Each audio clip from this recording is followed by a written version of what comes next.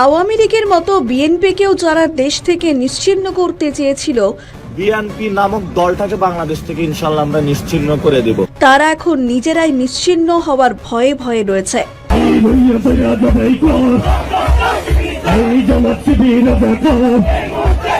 বিএনপির নেতৃত্বে আওয়ামী লীগ তাদের জুলাই গণঅভ্যুত্থানের প্রতিশোধ নিচ্ছে বলে আমাদের মনে হচ্ছে, এবং এটা এক ধরনের মৌনসম্মতি উৎপাদন করা হচ্ছে বিএনপির শীর্ষ নেতৃবৃন্দের পক্ষ থেকে। হয়তো একেই বলে কর্মফল। তারা আমাকে মেরে ফেলতে পারে, এই ধরনের পরিস্থিতি তারা তৈরি করে রেখেছে।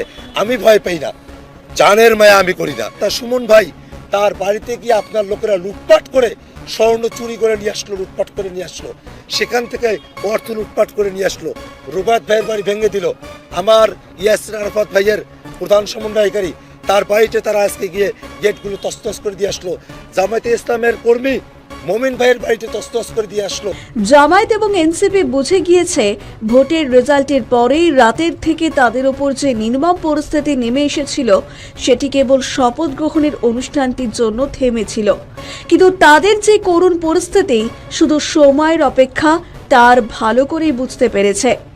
বিএনপি কখনোই সংবিধান এবং মুক্তিযুদ্ধের বিরুদ্ধে নয়, তাদের অনেক খামতি থাকতে পারে, কিন্তু তাদের প্রিয় নেতা জিয়াউর রহমান দেশকে স্বাধীন করার জন্য জীবনের বাজি রেখে সামনে থেকে লড়াই করেছেন এবং সংগ্রামে নেতৃত্ব দিয়েছেন।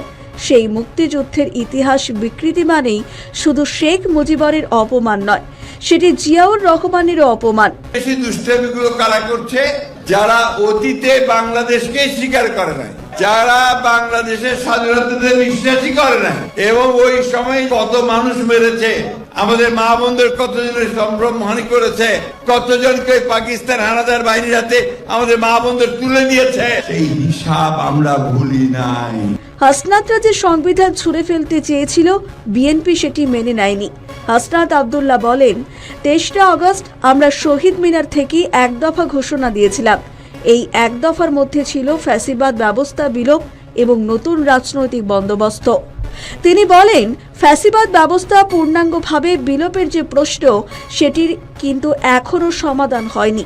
যারা এক দফা দাবির সঙ্গে একাত্মতা ঘোষণা করেছিল, যারা গণ অভ্যুত্থানের পক্ষে, তারা কখনো 72-এর সংবিধানের পক্ষে থাকতে পারে না, কারণ 72-এর সংবিধানের মধ্যে দিয়ে আমাদের এই ফ্যাসিবাদ কাঠামো সবসময় প্রতিষ্ঠিত হয়েছে। অনেকের ভয় ছিল যে বিএনপি কি গণভোটের ফাঁদে পড়ে আবার 18 মাস কোনো কাজ করতে না পেরে ইউনূসের হাতের পুতুল হয়ে যায় কিনা, কিন্তু বিএনপি সংবিধান সংস্কার পরিষদের শপথ গ্রহণ অনুষ্ঠানে অংশগ্রহণ না করে বুঝিয়ে দিয়েছে তারা রাজনীতির মাঠে ছাত্র নেতাদের মতো বাচ্চা ছেলে নয়। সংবিধান সংস্কার পরিষদের সদস্য হিসেবে কোনো বিধান সংবিধানে নাই এবং ওনারও শপথ পাঠ করানোর এখতিয়ার নাই। সেই বিবেচনায় উনি আর আমাদের সেই শপথ গ্রহণ করানোর জন্য অ্যাপ্রোচও করেন নাই, মানে আমরাও শপথ গ্রহণ করি নাই। সেই সঙ্গে যে উপদেষ্টাদের বিরুদ্ধে তাদের অভিযোগ ছিল, যাদের পদত্যাগ চেয়ে আন্দোলন করেছে, সেই খলিলুর রহমানকে পররাষ্ট্রমন্ত্রী করে একই সঙ্গে ছাত্রদের মন ভেঙে দিয়েছে। আবার অন্যদিকে ভারত এবং আমেরিকাকে একটি বন্ধুসুলভ বার্তাও দিয়েছে। আজ এনসিপি এবং জামায়াত ক্ষমতায় যেতে না পেরে যে মানবতার দোহাই দিচ্ছে বিএনপিকে, তারা শিক্ষিত ছাত্র সমাজ হয়ে কি সেই মানবতার লেশমাত্র প্রকাশ করেনি? তারা হাজার হাজার পুলিশকে থানার ভিতরেই নির্মমভাবে জ্বালিয়ে হত্যা করেছে, মব করে আওয়ামী লীগের নেতাকর্মীদের জীবন তছনছ করে দিয়েছে। তারা আওয়ামী লীগের সঙ্গে যা যা করেছে, আজ সেগুলি তাদের দিকে ফিরে আসছে। লুঙ্গিও দিবেন, মানবতার রাজনীতির কথা বলবেন, আবার মানুষকে রক্তাক্ত করবেন, মানুষের বাড়িঘরগুলো ভেঙে দিবেন, এটা কোন ধরনের বিচারিতা? আপনি আমার বিরুদ্ধে মিছিল করেন, আমার বিরুদ্ধে কথা বলেন, আমার বিরুদ্ধে বক্তব্য দেন, আমার যুক্তি খণ্ডন করেন, সবকিছু করেন, সবকিছু বৈধ, কিন্তু গায়ে হাত তুলবেন কেন?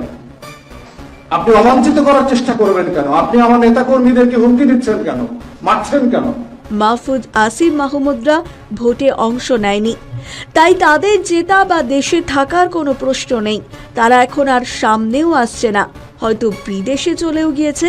কিন্তু সার্জিস যদি দেশে থাকে তবেই তার অবস্থা খারাপ হবেই। সে সঙ্গে হাসনাত আর নাহিদের সঙ্গে কি হবে তা কেউ বলতে পারে না। এই যে সংস্কার এবং জুলাই সনদের কবর দেওয়া হয়ে গেল, এর ফলে হতাশ ছাত্র নেতা থেকে জামায়াতের আমির শফিকুর আলম। সংবিধান সংস্কার পরিষদের শপথ নিল না, এটা গণভোটের যে গণরায় এসেছে হ্যাঁ পক্ষে, সংস্কারের পক্ষে, সেই রায়কে বৃদ্ধাঙ্গুলি দেখানো হয়েছে এবং প্রতিশ্রুতি ভঙ্গ করা হয়েছে। সরকার গঠনের প্রথম দিনই যারা প্রতিশ্রুতি ভঙ্গ করলো তাদের কাছ থেকে এই দেশ জাতি বা আমরা কি আশা করব সেটা সবার মনেই প্রশ্ন তৈরি হয়েছে। জুলাইকে অসম্মান ও শ্রদ্ধা করে স্বীকৃতি না দিয়ে 26-এর এই পার্লামেন্ট নিশ্চয়ই কোনো গৌরবের আসনে বসতে পারবে না। তারা হতাশ এই জন্য যে জুলাই সনদ এবং সংস্কার না হলে তাদের বাঁচার সব রাস্তা বন্ধ হয়ে যাবে, তাই তারা এই সংস্কারে বিএনপির অংশগ্রহণ না করাকে প্রশ্নবিদ্ধ করেছে।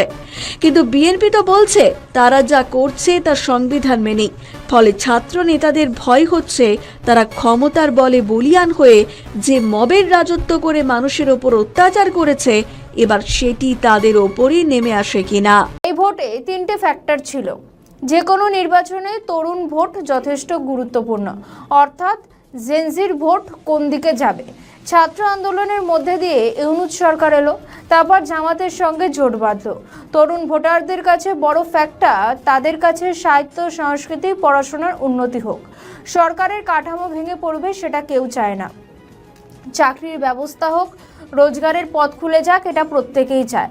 বিদেশে পড়ার সুযোগ পাওয়া যায়, এমন সুযোগও প্রত্যেকে চায়। আরও বেশি বেশি করে কিভাবে ডেভেলপমেন্ট করা যায় সেটাও তো সরকারের দেখা উচিত। ডিজিটাল মাধ্যম আরও বেশি করে ছড়িয়ে পড়বে, এটাই জেনজিরা চায়। বাংলাদেশের হাল যিনি ধরবেন তার কাছেই তো এসব কিছু চাওয়া হবে।